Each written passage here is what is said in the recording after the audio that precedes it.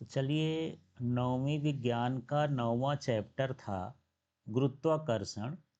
और उसमें हम पढ़ने वाले हैं 9.5.1 तरलों में दाब। तो सबसे पहले हम समझें कि तरल क्या है। तो आप लिख लीजिए, जो पदार्थ बहते हैं उसे तरल कहते हैं। दोबारा से सुनिए, परिभाषा लिखना है कि तरल क्या है। तो तरल को हम क्या लिखेंगे? जो पदार्थ बहते हैं उन्हें तरल कहते हैं। जैसे द्रव और गैस हैं, ये दोनों क्या हैं? तरल। इसके बाद हम बात करते हैं तरल दाब की। तो तरल दाब क्या है? अभी दाब पढ़े हैं आप, बल बटे क्षेत्रफल, ये दाब पढ़े हैं। तो तरल का दाब क्या है? तो तरल द्वारा किसी बर्तन की दीवार पर एकांक क्षेत्रफल पर लगाया गया बल तरल का दाब कहलाता है। तो तरल दाब की परिभाषा फिर से सुनिए, इसको आपको लिखना है। तरल दाब बराबर होता है बल बटे क्षेत्रफल। यहाँ पर यह समझ लेना कि यह क्षेत्रफल लिखा हुआ है। तो इसको क्या कहेंगे कि तरल जिस बर्तन पर रखे जाते हैं उस बर्तन के एकांक क्षेत्रफल पर लगने वाले बल को दाब कहते हैं। फिर से सुन लीजिए, तरल जिस बर्तन पर रखे जाते हैं तो बर्तन की दीवार पर एकांक क्षेत्रफल पर लगने वाले बल को तरल का दाब कहते हैं। ये तो परिभाषा लिखने के लिए हो गई। अब तरल में जो दाब होता है वो सभी दिशाओं में बिना घटे संचरित होता है, बराबर संचरित होता है दाब। जैसे मान के चलिए आपके पास एक सिरिंज हो, सिरिंज का मतलब डॉक्टर के यहाँ गए होंगे, जब इंजेक्शन लगवाए होंगे तो इसमें ऊपर एक पिस्टन लगा होता है जिससे हम दवाई को धक्का देते हैं। यहाँ पर आप हाथ लगा लीजिए, हवा भरी रहने दीजिए, इसको आप धक्का देंगे तो इसके अंदर जो हवा भरी रहती है वो बराबर दाब लगाती है। इसी तरह से जैसे आप गुब्बारा फुलाते हैं तो गुब्बारा के अंदर हवा भरते हैं तो वो हवा गुब्बारे पर चारों तरफ दाब लगाती है, जिसके कारण वो बराबर रूप से फैल जाता है, फूल जाता है। इसी तरह गाड़ी में आप जो है ट्यूब में हवा भरते हैं तब भी वो ट्यूब जो है फैलता है। तो मतलब ये बराबर रूप से क्या होता है? संचरित होता है। यदि मान लीजिए कोई पन्नी में आप पानी भर देते हैं तो पन्नी भी फैलने लगती है। क्यों फैलने लगती है? क्योंकि तरल जो है उस पर दाब लगाता है। चलिए, अब अगले टॉपिक को हम समझते हैं। ये है 9.5.2 उत्प्लावकता। तो आप देखे होंगे, यदि जो लोग तालाब में तैरे हैं, यदि उसमें आप घुस जाते हैं तो अपने आप को कुछ हल्का महसूस करते हैं। पुराने समय में कुएं के अंदर से, जैसे ये कुआं है इसमें पानी भरा हुआ है और इसके अंदर बाल्टी से पानी जब हम निकालते थे तो जब तक बाल्टी पानी के अंदर रहती थी तो खींचने में हमको हल्का लगता था, और जैसे ऊपर आते थे तो वो हमको भारी लगने लगती थी। मतलब ये है कि जो तरल होता है वो ऊपर की ओर क्या लगाता है? बल लगाता है, जिसके कारण वो हमको हल्का लगता है। दूसरा, यहाँ पर आप देख सकते हैं कि जो जलयान होते हैं, कहना चाहिए जैसे नाव होती है, वो क्यों नहीं डूबती है? इसी तरह से कोई तिनका जो है ऊपर क्यों तैरता रहता है? ये सब किसके कारण होता है? उत्प्लावकता के कारण। किसके कारण होता है? उत्प्लावकता के कारण। ये समझना भर है। तो हर चीज जैसे ऊपर की ओर तरल में जब हम जाते हैं तो तरल जो है ऊपर की ओर एक बल लगाता है। उस बल को हम बोलते हैं उत्प्लावन बल, और इस गुण को हम बोलते हैं उत्प्लावकता। तो चलिए, अब परिभाषा मैं बोलता हूँ, आप जो है परिभाषा लिखेंगे कि उत्प्लावकता या उत्प्लावन बल है क्या। तो देखिए, किसी तरल में वस्तुओं पर एक उत्प्लावन बल लगता है, या कहना चाहिए कि जब हम किसी वस्तु को किसी तरल के अंदर डालते हैं तो ऊपर की ओर बल लगता है, जिसे उत्प्लावन बल कहते हैं। तो इसको आपको लिखना है। उत्प्लावन बल की परिभाषा क्या हो जाएगी? उत्प्लावन बल हेडिंग बनाएंगे और उसमें लिखिए, मैं बोलता हूँ कैसे लिखना है। जब किसी तरल में वस्तु प्रवेश करती है तो ऊपर की ओर एक बल लगता है जिसे उत्प्लावन बल कहते हैं। ये गुरुत्वाकर्षण के विपरीत होता है। गुरुत्वाकर्षण जो है नीचे की ओर किसी चीज को खींचता है और उत्प्लावन बल जो है वो ऊपर की ओर गुरुत्वाकर्षण के विपरीत ले जाता है। तो आप ऐसा भी कह सकते हैं कि जब कोई वस्तु किसी तरल पर गिरती है तो गुरुत्वाकर्षण के विपरीत दिशा में लगने वाले बल को उत्प्लावन बल कहते हैं और इस गुण को उत्प्लावकता कहते हैं। अब ये जो उत्प्लावन बल है ये तरल के घनत्व पर निर्भर करता है। जिसका घनत्व जितना ज़्यादा होगा उत्प्लावन बल उतना अधिक होगा। जैसे मान के चलिए हवा भी एक तरल है, तो हवा में कोई वस्तु गिरती है तो ऊपर की ओर वो भी बल लगाती है पर कम लगाती है, क्योंकि उसका घनत्व कैसा होता है? कम होता है। इसी तरह से यदि हम पानी के अंदर किसी वस्तु को गिराएं तो वो धीरे धीरे गिरेगी, क्योंकि उसका घनत्व थोड़ा सा कैसा होता? अधिक होता है।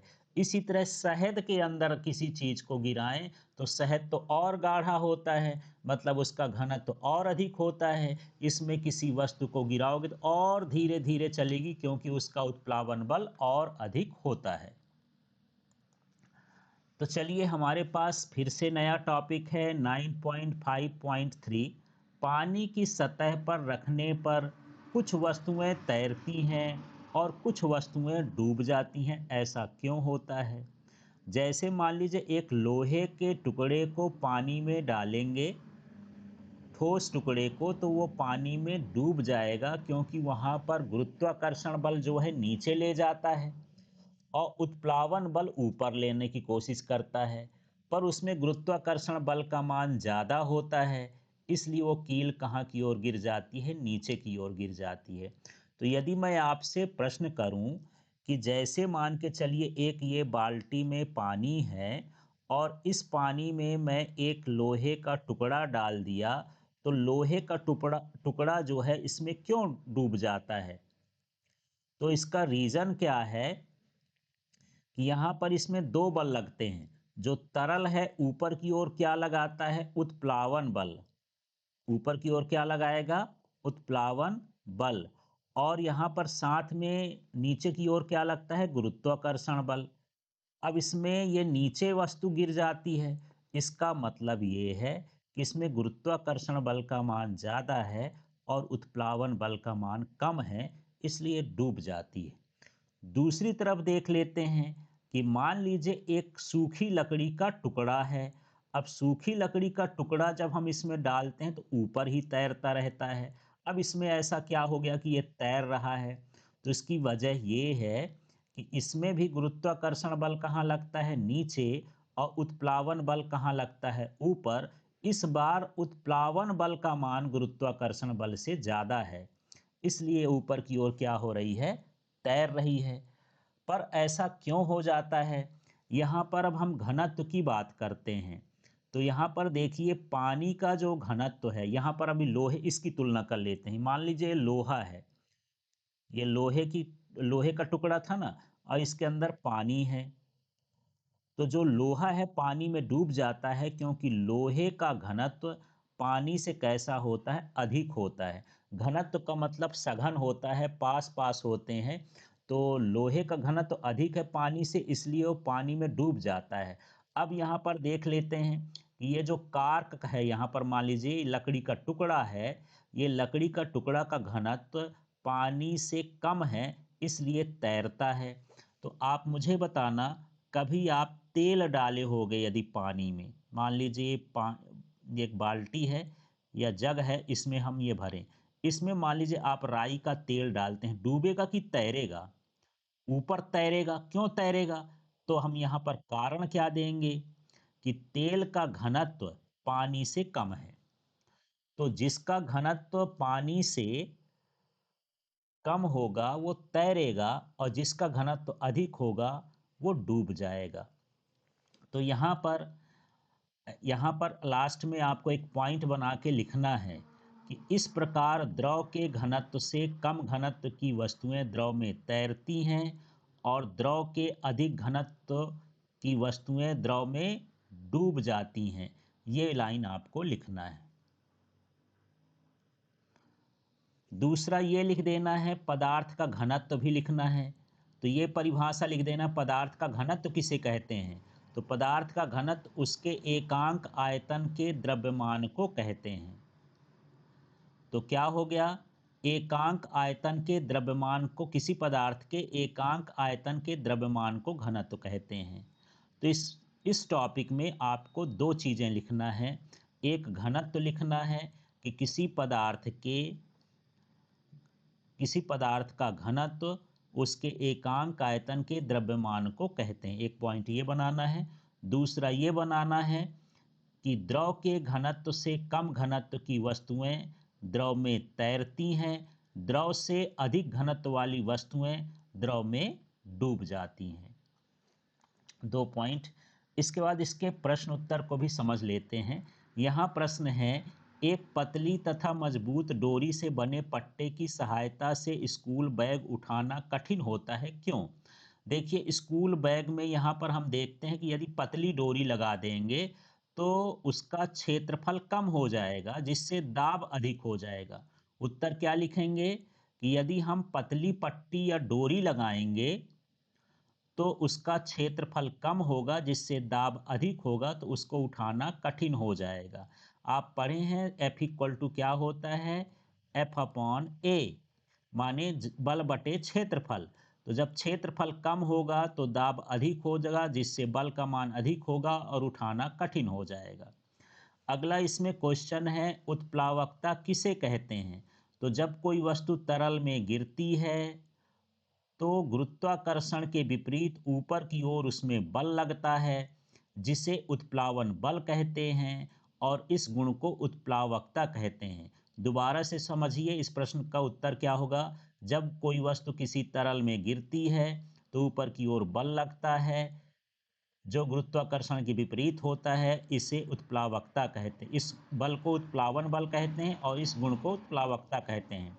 तीसरा प्रश्न है, पानी की सतह पर रखने पर कोई वस्तु क्यों तैरती या डूबती है। तो जिस वस्तु का घनत्व पानी से कम होगा वो तैरेगी, और जिस वस्तु का घनत्व पानी से अधिक होगा वो डूबेगी। इस तरह से आपको इसका आंसर देना है।